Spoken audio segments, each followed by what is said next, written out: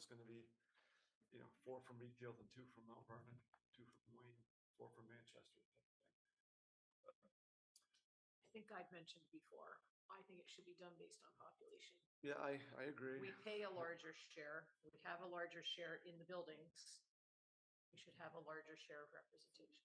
Yep, I agree. And that's how it's weighted in the agreement, right? In the agreement, in the school board, everything, but the Wayne and Mount Vernon are contingencies, and Wayne and Mount Vernon are absolutely rabid Yeah, they over are. this idea that they need to protect themselves and prevent discussion about closures. And I said, it's a strategic plan. I hope we don't even talk about closure. I hope we talk about all the things that we're going to do that are great, and then let the administrator figure out what's going to happen with the schools, or the school board and the administrator. Right. But we'll see what happens with that. Yeah. Hopefully it doesn't get contentious. I think there might be some hot spots, but Eric, you got so far ahead on the agendas that clicked to the wrong one. oh, well, that wasn't me. That was staff. I think Mel and Before we get Angelica were helping with that. I'm not on the Zoom. I got you. I don't want to blame Mel. I want somebody. But it's- Asking a question and no. No Sean tonight. Pops up, I always jump on. Okay. Do we not have Sean tonight? No. 6:30, shall we? Welcome to the regular select board meeting, July 27th, 2026, 6:30 in Readfield. Oh, not working. Are we on, Bill? Okay. Can we all rise for the Pledge of Allegiance? I pledge allegiance to the flag of the United States of America and to the republic for which it stands, one nation, under God, indivisible, with liberty and justice for all.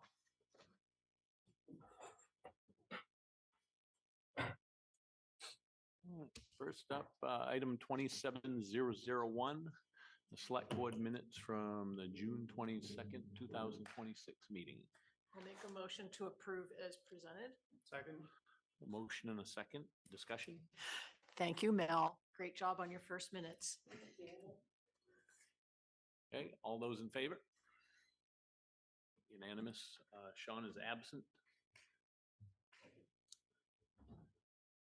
Okay, 27002, warrants 53 and 55, and warrants number 1 and 4, FY27. I think I had the 53 and 55.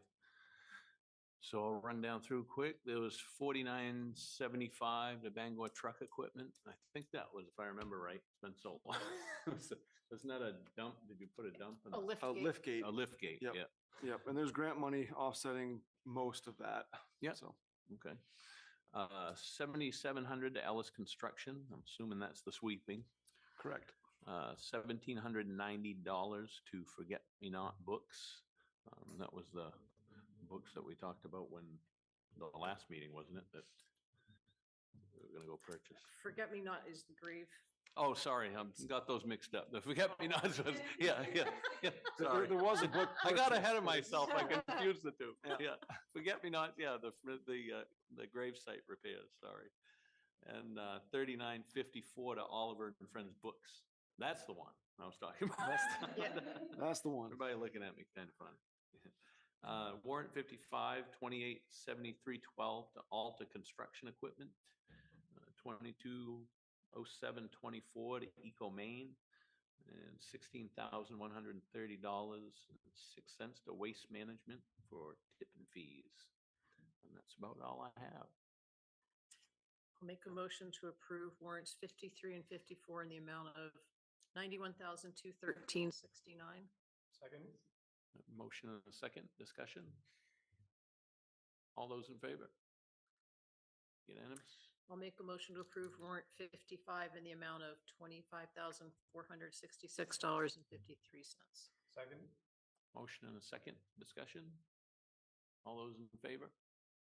Unanimous? And I have the next ones. This was 35 pages of our our whole packet tonight.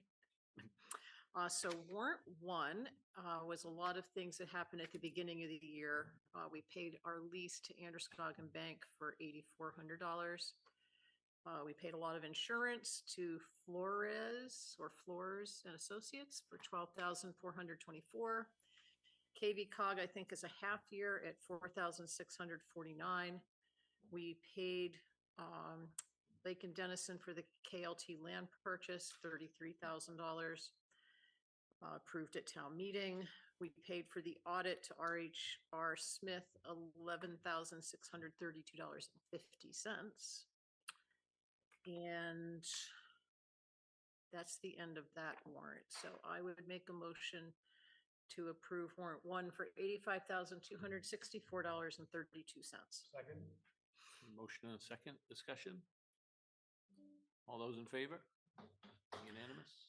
I just want to note before I do the next two sets that we've all reviewed these already and signed all of these. So if the public is wondering why we're just going through these so quickly, this is a thing that we do to do it publicly and to publish it publicly, but we have all already reviewed these in person.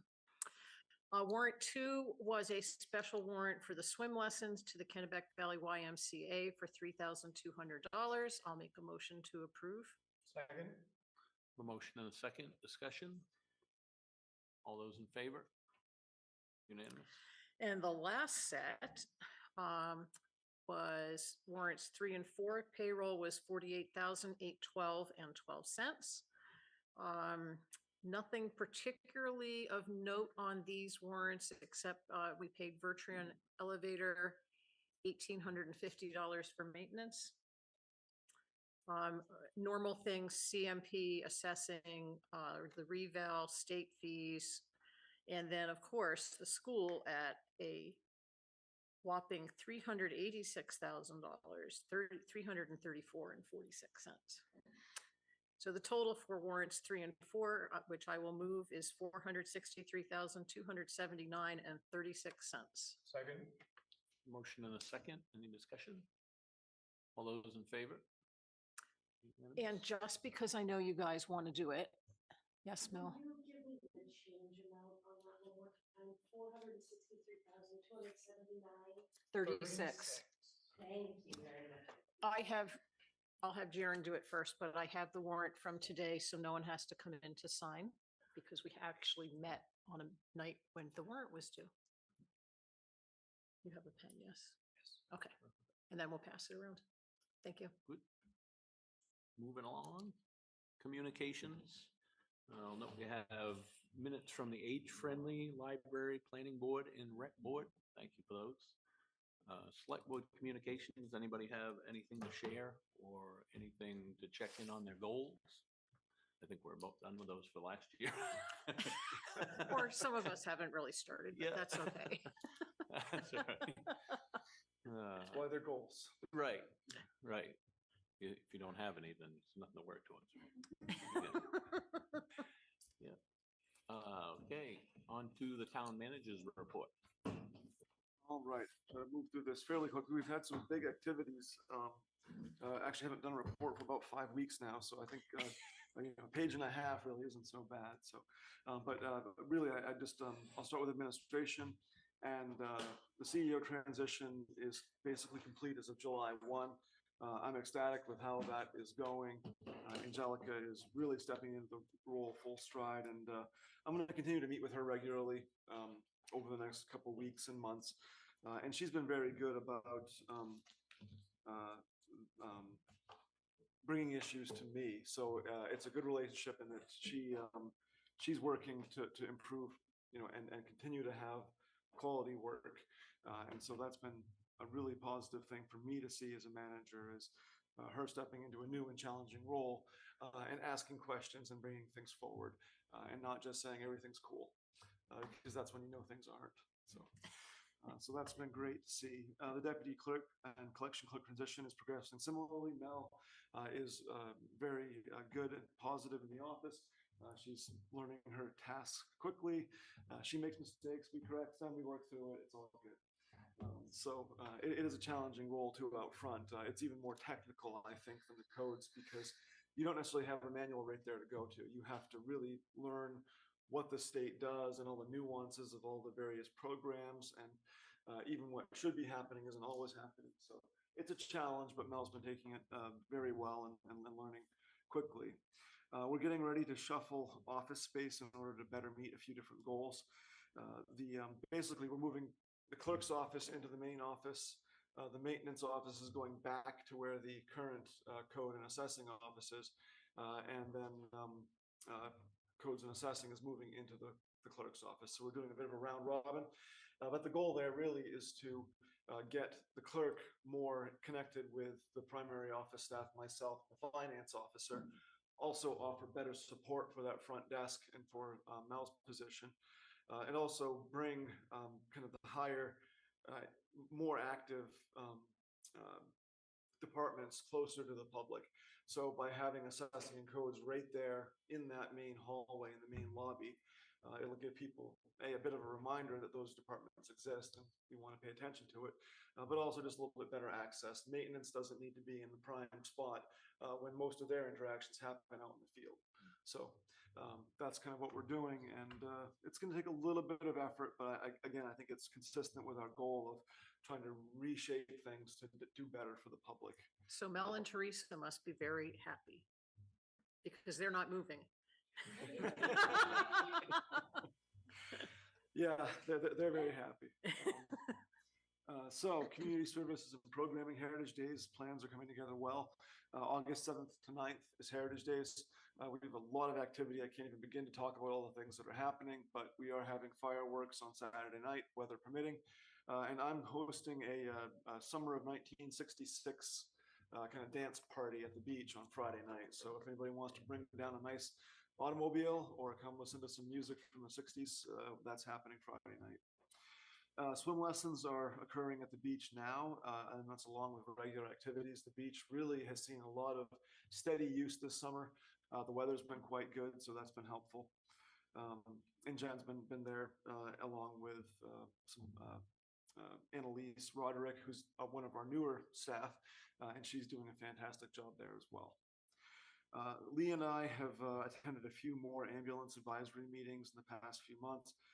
What seemed like a viable option to get the ambulance stationed in town here is really starting to more or less evaporate. I'm not excited about it. And I think that we really are in a position where we have to, again, be looking at viable alternatives, which is not where I wanted to be. I was hoping we could work with Winthrop, but it's proving to be a challenge. So I think that we had talked about forming an ad hoc type committee and really putting some effort into that. I was kind of holding off to see if this would pan out with Winthrop, but I think we have to get right back on that, unfortunately. Road maintenance and infrastructure, paving work on Chase and Thunder Castle is complete. That's very exciting for us.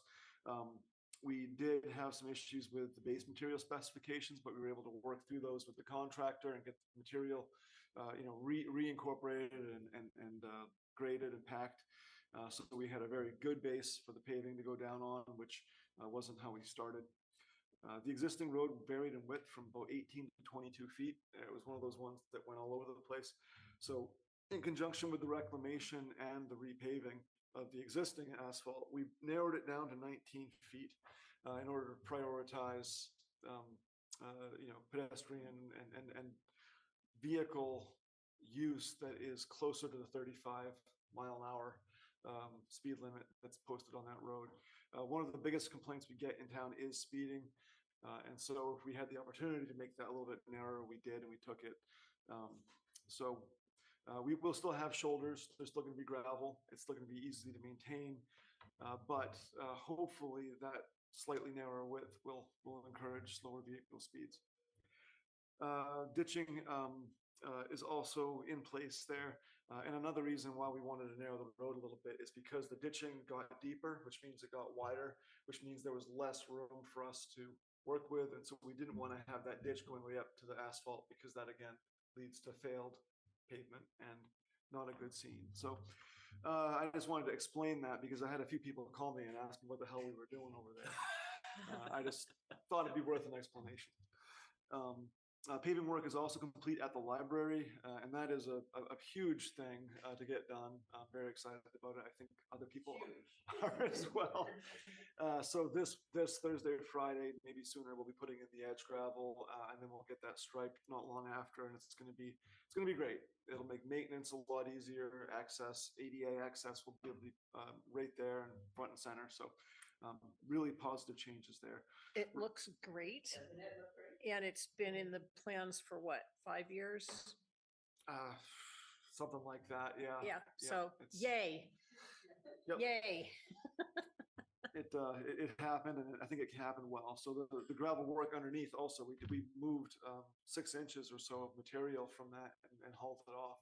So we have a really nice base underneath that as well. So that pavement will last a very long time. Awesome. And that's what we want for municipal buildings. Let's see, summer maintenance team, they're doing very well. We've got a couple folks that we hired locally and a couple that are working with a job training program. These are younger kids in high school, and they've really done pretty well. They've been able to keep up with the mowing and help out with the brush work. And that's where we're headed next. Now that the grass has slowed down in the cemeteries, we're able to allocate more time to roadside brush work, which is another big priority for us. Let's see, technology and communications, staff and departments have primarily migrated to Google Drive, with the exception of the basically offsite departments, fire station and library. And those likely need a bit more hands-on because they've got information that's spread out in a few different areas. And so it'll take a little bit of time, but we know they're out there, and we're coming to get their data and put it all together. So, but that'll be progressing over the next few months. Let's see, the file structure on Google Drive has been refocused and reconfigured. Again, part of our overall strategy, what we've done is moved from having everybody having their own individual files on their own individual computers and having what are effectively silos to having department level and program area level organization. So instead of me having budget files and Kristen having budget files and Teresa having budget files, we now have a finance and budget folder that has all of those files, or at least we're getting there. We have to continue to draw things in because there's always little stuff hanging out there. But that approach is going to make a big difference long-term operationally, and I'm really happy to see that happen. We're still waiting to retire the old server, and I talked with Jared a little bit about that today, but we're probably just going to unplug it, but we'll see what happens with that. And then the new gateway and Wi-Fi router seems to have resolved our firewall problems, so that's a good positive trend. So we're on the upside of this, all these transitions. Transfer station, I wanted to say that Mark Smalley is performing very well in the full-time attendant position. And he's most likely going to be moving into the transfer station manager position with Karen's retirement on August 7th. Tonight, right? August, what's that? I know, but aren't we approving it tonight? Yeah, I hope so. Okay. That's up to you guys. I don't want to Okay. make any assumptions. But I can say that he's been a phenomenal employee, and I really hope to see him in that position. But I understand if you wanted to wait and see how it shook out with the application process, but we'll talk about that later. I do want to thank Karen for all of her contributions. She really was a big part of moving from a kind of chaotic, clunky station to one that's much more streamlined and efficient. And so I appreciate the work that she's put into making that facility better, getting revenues back on track, all those things that have happened over the last 3 to 5 years. We're hiring for a full-time transfer station attendant. So if you know anybody or have any suggestions, it's 19 something an hour. It's not a high-paying position, but it's pretty good for the work that's being done. It's not really hands-on. You do a little bit, but mostly you're directing traffic and helping people sort their waste.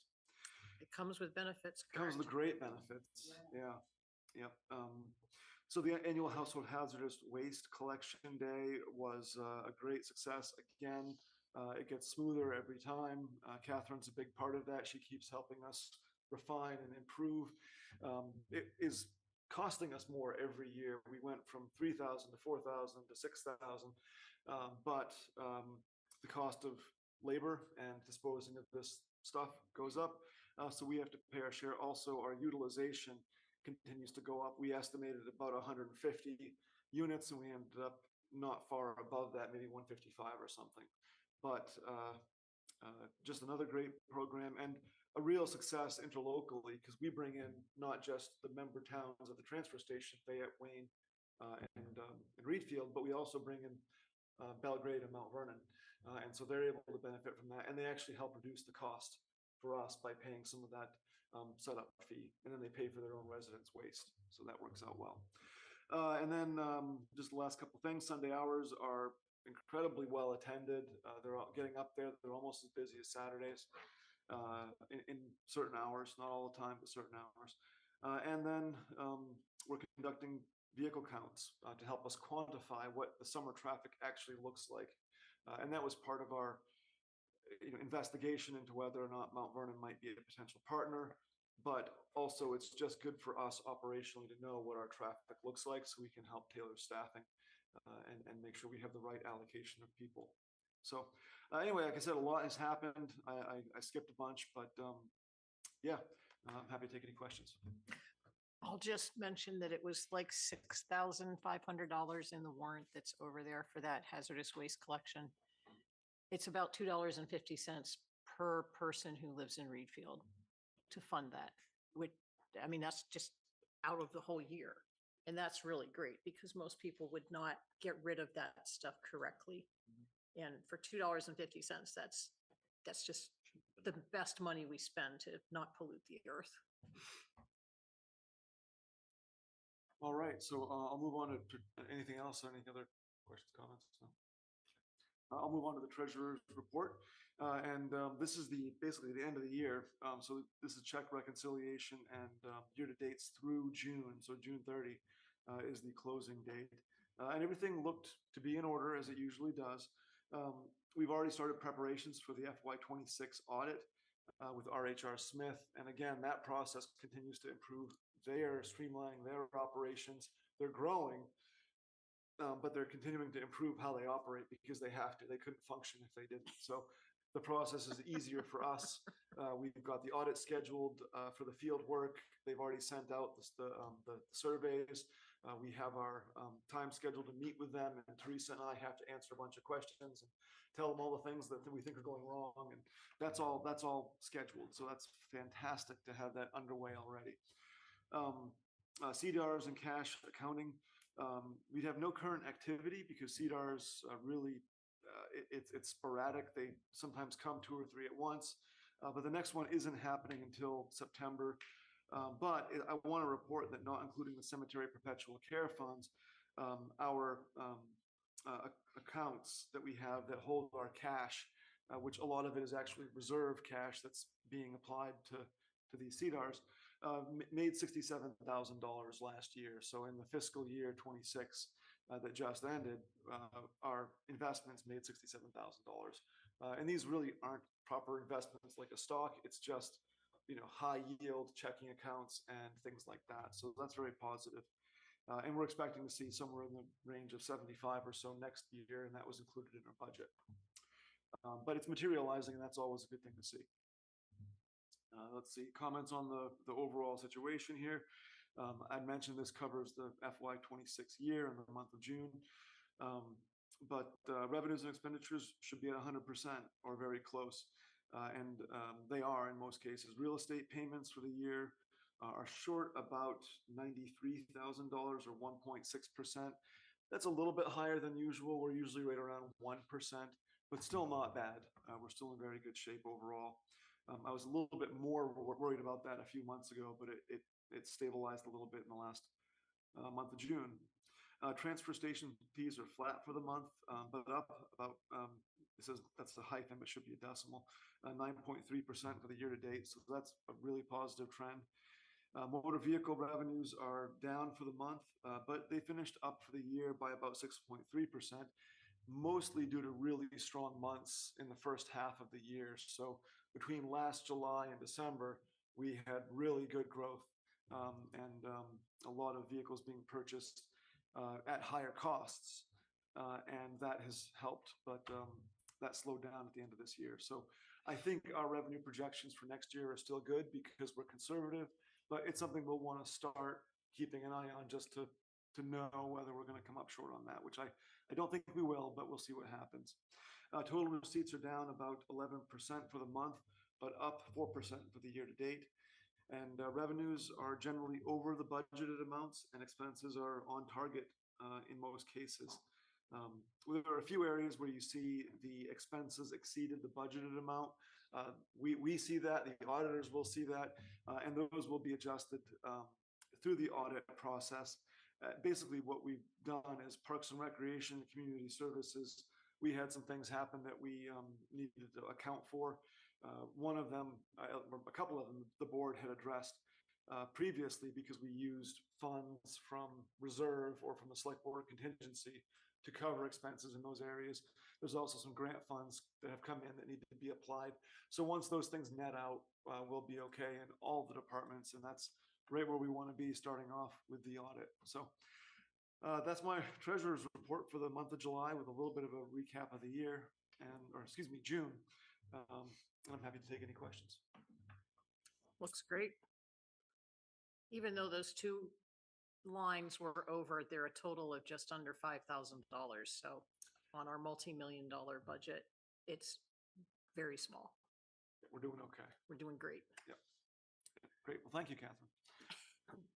Thank you, Eric. We'll give you a break for a second. Sounds great. I'm going to run downstairs and grab some paper because I forgot to bring up the appointment forms for you to sign. So I'll be right back. Okay. with, This time we're at public communications. Does anybody in the room or online want to address the board?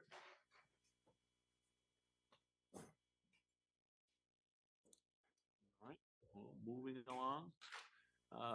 Item 27003, consider the resignation of Deb Peel from the Library Board of Trustees. Sorry to see this.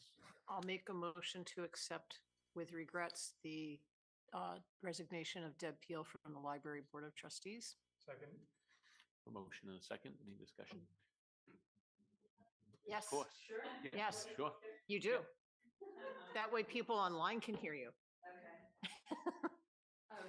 I just want to say, we want to thank Deb for her years of service, really hard work. Anybody who knows Deb knows she works really hard and has done a great job.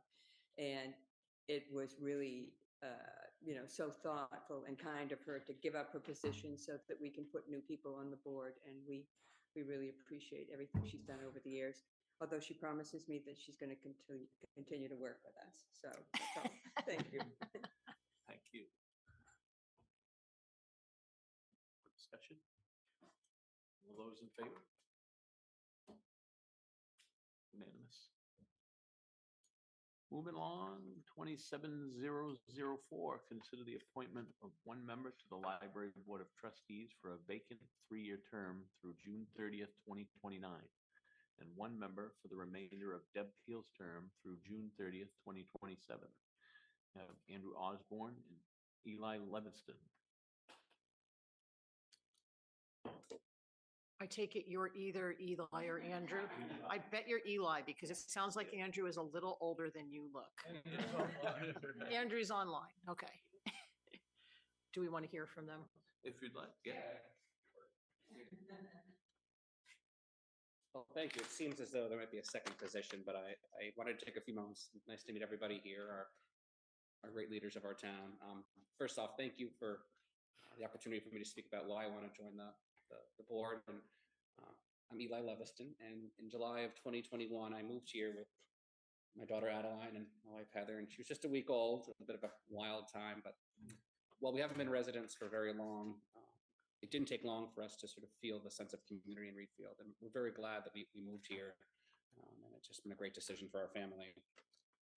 It also didn't take long for us to recognize the immense value of the Readfield Community Library. In addition to the standard library offerings that we get, the books, my family and I regularly take advantage of the many programs that are offered for both kids and adults. And I would be absolutely remiss if I didn't mention how much we just love librarian Melissa and what she does for this community. And I tell her all the time, and I really, such a lucky community to have such a dedicated leader and team of people at our library. I digress. Personally, my interest is that I really want to protect and grow this resource we have, because we use it so much and it means so much to us and I think to people in the community. So volunteering is the next logical step for me. I have a lot of professional experience, I think, that would lend itself to support the board. I spent majority of my career in the compliance field. I formerly ran the compliance department at Community Health Options for a short while. And I currently work at WexInc in compliance as well.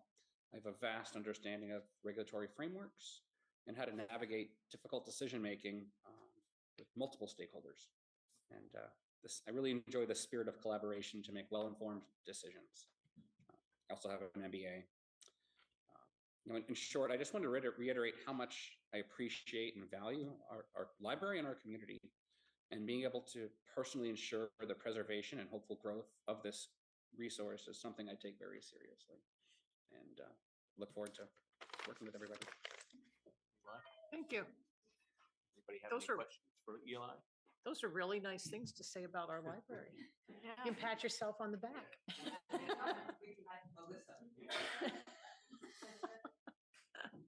All right, do we want to, Do we want to hear from, you want to do Andrew? them both at once? Okay.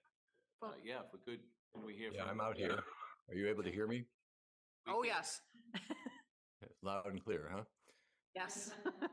Okay, well, I really enjoyed hearing what Eli just said, and I don't know how you propose to go about this, either the select board or the library committee, but know that I would be perfectly happy to take the 1-year position as opposed to the 3-year position, if that was beneficial to all. My name is Andrew Osborne. I grew up in Readfield and graduated as valedictorian of Maranacook in 1985. I left Maine to earn degrees at Harvard, the Iowa Writers Workshop, and a doctorate at Texas at Austin. Then taught literature and creative writing as a professor in Ohio, Washington State, and Dallas before returning to Readfield last May. Today is my and my wife Kari's 30th anniversary. She is a nurse at Hants Hill School.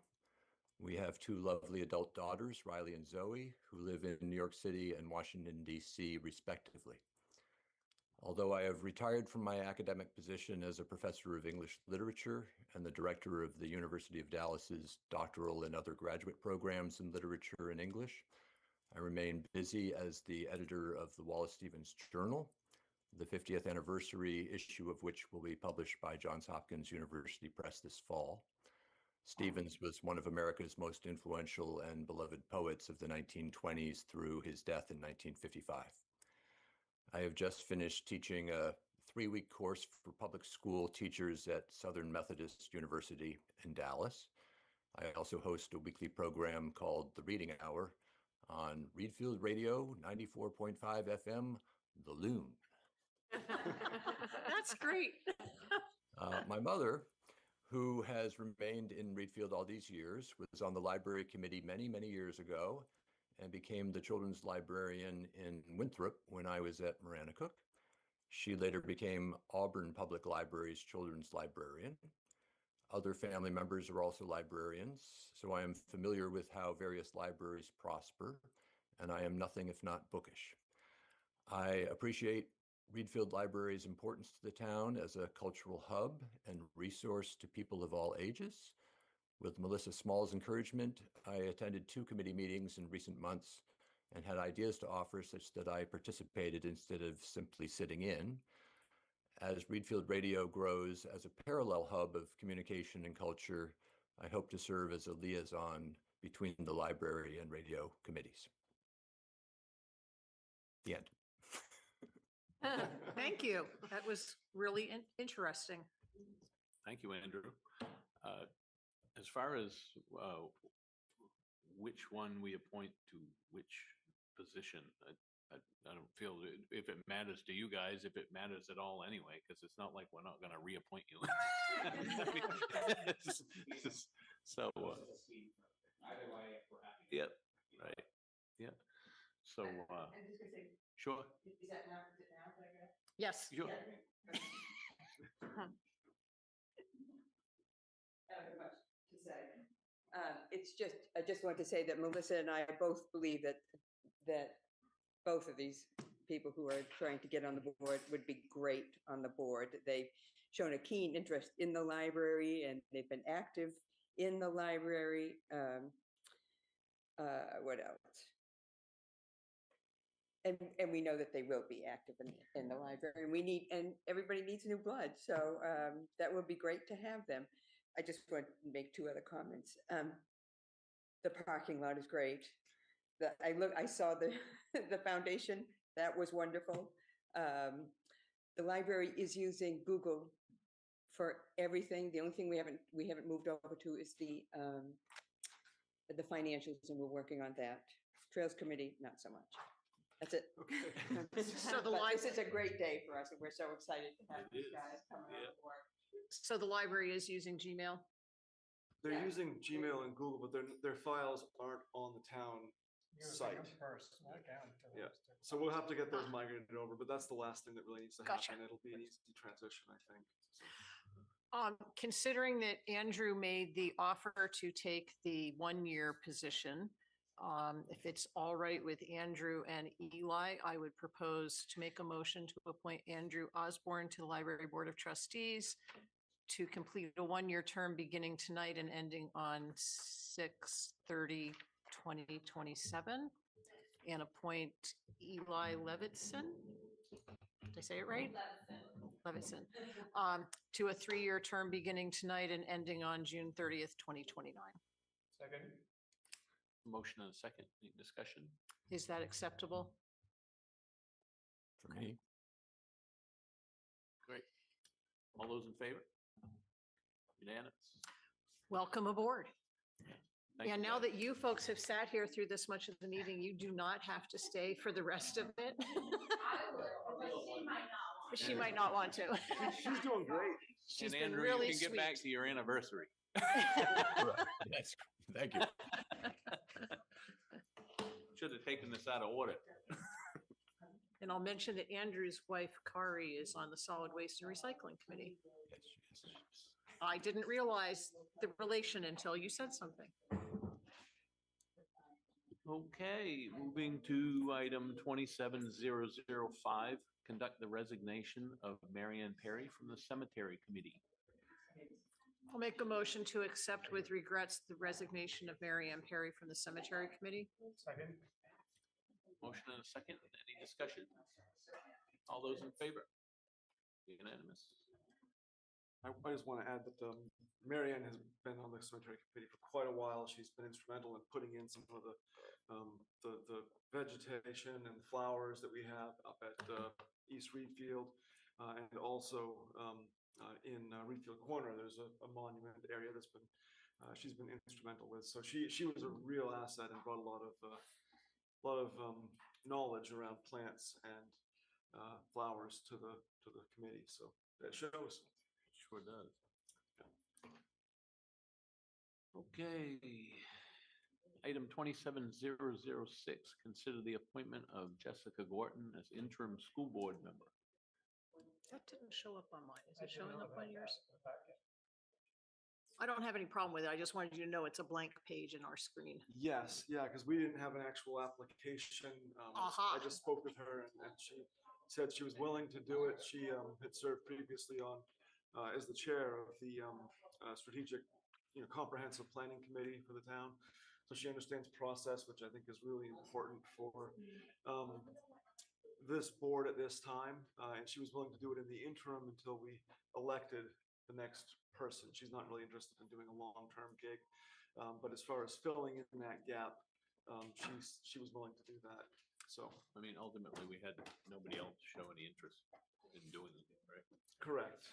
Yep. And she's willing to do it, and she's good. So I think she would do a great job for the Right. town representing us on the board. Right. And I didn't mean to minimize that she was a great candidate for it. Oh, I'm sure, just saying, sure. Yeah. would be no debate. Nobody else was asking to do it, so. And so we had talked about several options for holding an election. What are we looking at currently? Well, I think it depends on how much interest we get in the long-term position. We keep looking and asking and reaching out to people and putting things in the newsletter and in the on the website, on Facebook. But so far, we really haven't had a lot of interest. So if we can find someone or a couple people that would be interested, I'd love to have an election in November. If not, we would need to wait until June. So can we make an appointment saying that it will last no longer than June 30th, 2027? That's probably appropriate. Yep. So that way, if someone else materializes, then Jessica could be relieved. Yeah, and you might just say until the next municipal election, which if we hold one in November, that's the next one. If we don't, it's in June. Or we could hold one in April or March if we had one person or two people that were interested, we could have an on-floor town meeting as well. So I would suggest just more generic language, but Okay. that works. Yeah. Make a motion to appoint Jessica Gorton to the open Readfield School Board Committee member for a term beginning tonight, July 27th, 2026 through the next town election. Second. Motion and a second. Any further discussion? All those in favor? Unanimous? Okay, 27007, consider the appointment of Angelica Pittman as E911 addressing officer. Someone else want to do this? Well, we typically do have it with the codes, but this is one of those weird ordinances where normally I would just make the appointment because it's with the code officer, which I also make. But the ordinance specifically says the select board shall appoint. So I want to change that in June because it's kind of backwards. But in any event, she has trained on the program already, has already talked to the staff at the state level that coordinate it, and is already helping out with putting addresses in. So I hope you support the appointment. I'll make a motion to appoint Angelica Pittman as the E911 addressing officer for, when does this end? Usually it's a one-year appointment through. For this the, fiscal year. Second. And a motion and a second. Any further discussion? All those in favor? Unanimous? Eric, who's our health officer currently? Right now, it's still Chip. Okay. Yep. So that's an ongoing position. It doesn't have a That's- term. It's a stipend. It's $100. Okay. So it's a Backing up paperwork. separate from his code report. Okay. Yeah. I just wanted to make sure we were still covered. Yep. No, he expressed an interest in continuing on with that, just like Karen is continuing on as our cemetery sexton. So. Great. Okay, item 27008, consider the confirmation of the appointment of Mark Smalley as transfer station manager. All right, so this one, the ordinance says that I appoint and you confirm.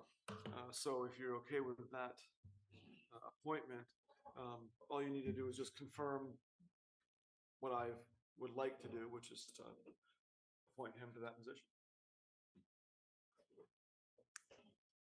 I'll make a motion to confirm the appointment of Mark Smalley as transfer station manager.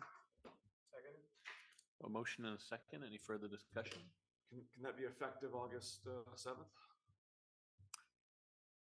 I'll withdraw my motion. I'll make a motion. Is it okay to withdraw Yes. your second?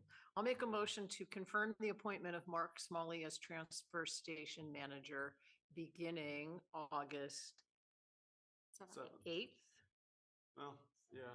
August 8th, August 8th, perfect. 2026. Second. I have a motion and a second. Any further discussion?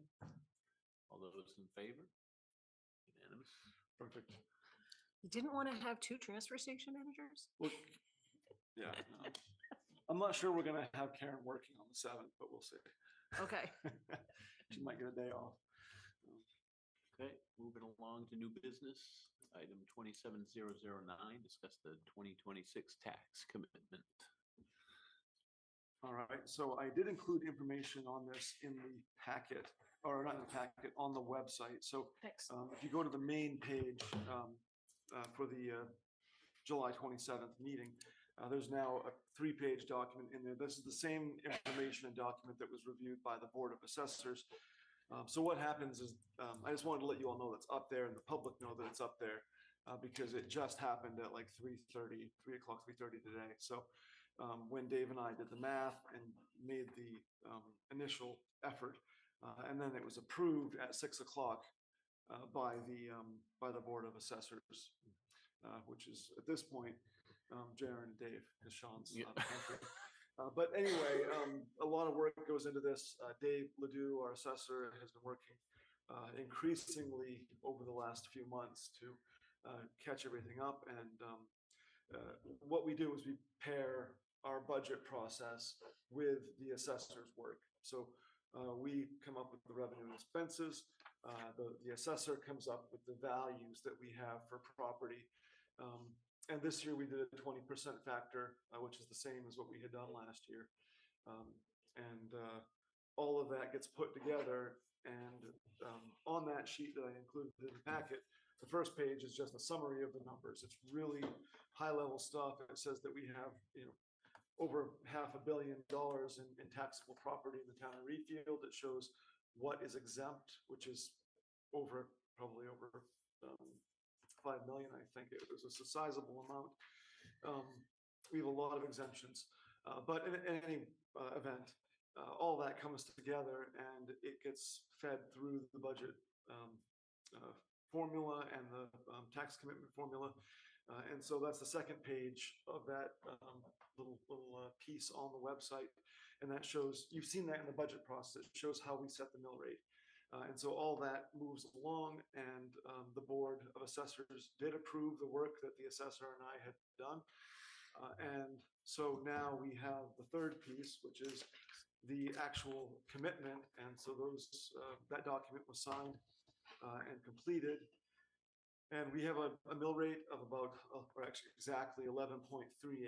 This year we didn't fudge around with a 3 decimal extension on that. We just did 11.38 because it brought us to an overlay that was very near our target. We ended up at 25,700 and something, as opposed to 25,000. So everything went really well this year. We had estimated about $6,000 more or than what we actually were going to be able to commit for. So we were off by $6,000, which really isn't bad on a multi-million-dollar budget. So I feel good about that. Dave did a good job. I know that the budget committee, select board, everybody that was involved with the budget process did a good job. So I'm very comfortable with these numbers. Hopefully we stay out of the paper. So Can you tell me again where it is on the website? it should be under the July 27th meeting page. Oh, As an agenda item or as a tax commitment. It says tax commitment packet for 2026. So that's the summary. I mean, Dave, or Jaron, do you have anything you wanted to add? I think you got it all. I see it now. Thank you. The only thing again that I will add is that the mill rate, as we discussed, the mill rate may go down, but with the factoring and the values going up, that doesn't necessarily mean your taxes are higher or lower. Yeah. But the mill rate will fluctuate. So taxes are going up though. They are going. Yes. But I think typically people feel like they look at the value, what their home is valued at, and they assume that they're getting taxed more. But just because it's factored evenly for everybody. Right So, now. Right now, Yeah, right, until the reval. right. Yeah, not necessarily it was Right. something different on your eval. Okay. Perfect. Okay, on to, So we don't need any action because you guys already did that downstairs. It's already done. right, Bills will go out in the next couple of weeks. Perfect. okay, item 27010, consider a CMP pole permit application for Huntoon Road. So this is another kind of routine matter. CMP is required to notify and get permission from the municipal officers when they place poles, new infrastructure in our right of ways. And this one's going to be going on Sturtevant over to Huntoon. And yeah, we just need some signatures. Do we need a motion? Yeah, yes, please. I'll make a motion to approve the CMP application for pole location as presented. Second. A motion and a second discussion. All those in favor? Unanimous. Okay, moving along, 2711, consider a PSAP dispatch agreement with the Androscoggin County Sheriff's Office. So this is a little early, but I appreciate them giving us ample notice. So this is for 2027 calendar year. But it'd be good to get it taken care of and put away, because with as much uncertainty as we've had around emergency services and ambulance and dispatch and county dispatch and all of that, it's good to have some stability. And I will say Androscoggin has been a great partner. Their rates have been fairly reasonable. I wish we were being charged these rates by the county and town of Winthrop, but they have different models and different cost structures. So I will just say that Androscoggin's been great, and we're happy to work with them again if you're willing to support and authorize the signature of this contract. Did I read it correctly that it starts on January 1st of 27 and we don't actually have to submit payment until September 1st of I 27? Didn't necessarily read that, but if that's the, if It's on that's what it page says, that's what it- 204. Oh, yeah, there it is. Yeah. No, they want us to pay in September. So I mean, we'd be foolish to pay it early. We could. Just seems odd to have gotten something for 8 months without paying for You it. get a free trial. But that's the contract. I'm happy to do that. I'll make a motion to approve the contract with the Androscoggin County Sheriff's Office for PSAP services for the time period January 1st, 27 to December 31st, 27. Second. A motion and a second. Any further discussion? All those in favor? Unanimous? this one just is yours. Acting chair. Well, not only do you get to run the meeting, you get to sign. Right. Only me. Feel special. Okay. Item 2712, consider a ballot for the MMA Legislative Policy Committee. So this one really just, there's only 2 candidates and there's only 2 positions. If you want to authorize me to just sign that and send it on behalf, I'm happy to do it. Will they take it since we're late? Is it late? It's due by It's- 5 today. Oh, yeah, that's fine. Okay. She'll take it. Yep. Perfect. So we don't need a motion for this, correct? Or We do. We have We to do. authorize them to sign it. Oh, okay. I'll make a motion to accept the Maine Municipal Association's Legislative Policy Committee voting for the 2 named candidates and authorize the town manager to sign. Second. A motion and a second. Any further discussion? All those in favor? I almost feel like I should abstain from this one Okay. Because because. conflict of interest. Conflict of interest. Perfect. All right. So So it 3 to passes. 0 and One Rebecca abstain. abstains. Yep. Okay. And that's about it. Other business, upcoming meetings, future agenda items. So I asked Eric earlier in the week what time we were meeting in Winthrop, because we had planned on attending a meeting in August, Mm. and we are no longer having that meeting with Winthrop, correct? Okay. Correct. Because it looks like it's not going to work out.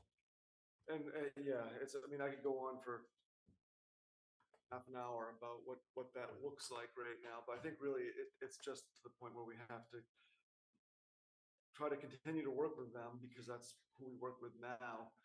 But we're going to have to push to get service levels that I think the community is looking for. It's been a real challenge to kind of get that communicated, that, that the town of Readfield, in my view, and what I think I've heard from the board and from the public, wants to have response times that are better than what we're getting. Because Winthrop has a 5 to 10 minute response time. It'd be really nice for everybody else that's in the community to have that type of response time. And it just seems like we're not getting traction with that argument. And so we can always just continue to pay as if we're a partner and receive service as if we're a customer, because that's about the only option we have currently. But alternatively, we could look at trying to form a different partnership, possibly look at having a regional fire rescue service that has a staffed ambulance either here or even in Mount Vernon to serve our area. Partnering with other towns, looking at working with Northeast or Delta. Just because they're not interested right now doesn't mean they're not going to be interested in a year. I really think we have to work on some strategies to get that service level where I think, want it to be. And maybe one of the things we need to do is ask people and find out if there really is that driving desire to have a response time that's 5 or 10 minutes instead of 10 or 15. Maybe it's not worth it for 5 minutes or 10 minutes, but I tend to think it is when you're dealing with things like heart attack, stroke, car accidents, major issues, shortness of breath, all that stuff. But it's a big discussion for the community. And right now, I don't think that the town of Winthrop is really ready to commit to a partnership, from what I can tell. But that's what I want to work on. And if they're not, then maybe we will continue to work on alternatives. So if we were willing to pay the full cost of putting an ambulance up here, would they consider that? They would be happy to have us carry their burden for them. Absolutely. Yep. Okay. Yep. So that is an option as well. So we're paying the same rate as Winthrop pays Yep. on a residential basis, but we're getting a service that's quite a bit less. Yes. In terms of response In time. I mean, terms of once they response time, arrive, then yeah. they're just as professional. They're very high quality professional, and their manager reminds me of that every time I say about diminished service levels. I say it's an urgent emergency response service. Response time is a key component of that. I'm not disparaging your staff; they're great. They're right here in front of me. I'm not, but again, it's been really hard to get that message across that response time is a major issue for us. Okay. Well, maybe we can consider this at our goal setting in August. I certainly hope we can make it a priority. The discussion that I had with Eric is that as most things do, when Readfield wants something and we start to partner with other towns, we usually end up being the lead, which means that would be on Eric's shoulders. And, maybe it would be on Eric and Lee, but that's something really big for us to consider while he's still working on the sidewalk project and the fairgrounds. Sure. Yeah. But how far off do you put people's safety and life, especially with a town that's getting grayer? People are getting older, and traffic speed is the #1 complaint you get. So that's not boding well either for accidents. So I think that's something we really ought to look at. And I think getting a pulse from the community would be good. I don't know if there's some way we could do that coupled around the election, no binding thing, but just a question. Yeah. No, I think that we can certainly try a few different approaches, and there's actually some legislation coming out that's looking to mandate that communities make ambulance service plans, which is interesting. With that, have you? I haven't heard of that one. Okay, yeah, it was in one of the most recent mean town and city. In the new laws? In the new laws, yeah. Oh. Yep. There was an advisory committee, but there was also a component that said that municipalities were going to be expected to, much like we have an emergency operations plan that we have to have and partner with the county on. There was a desire for municipalities to plan and to give a plan for ambulance, and EMS service delivery, so.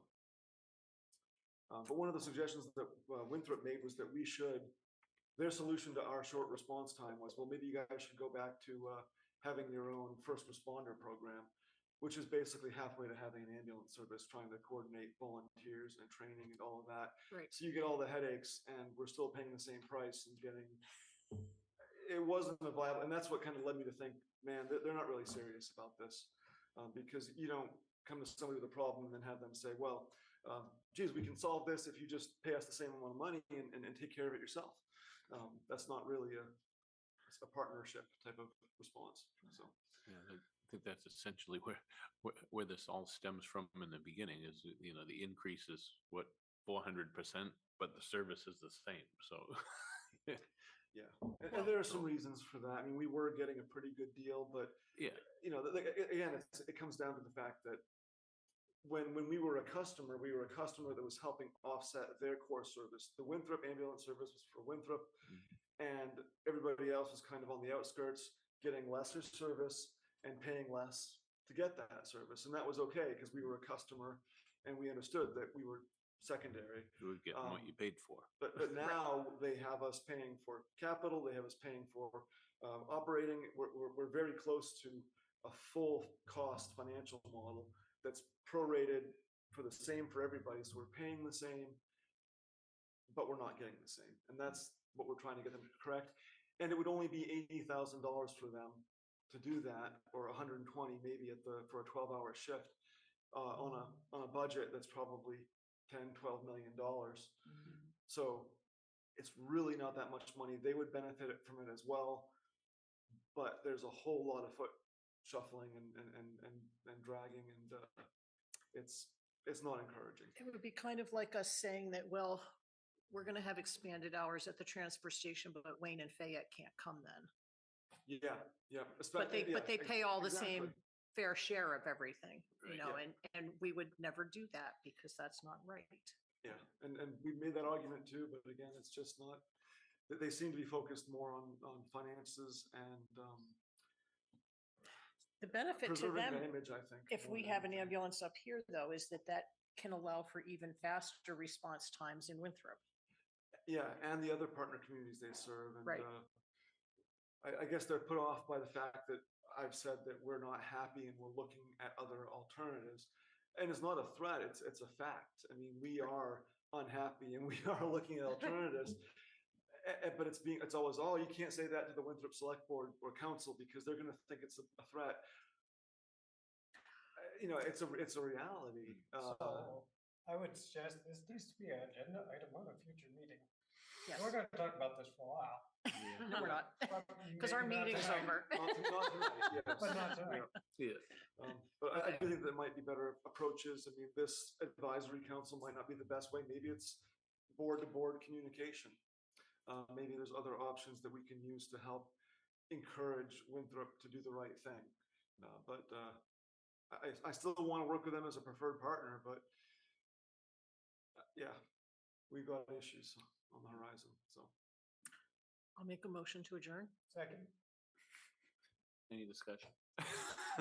All those in favor? That's the end of it. I figured that was easier than trying to extend Yeah. for 2 minutes.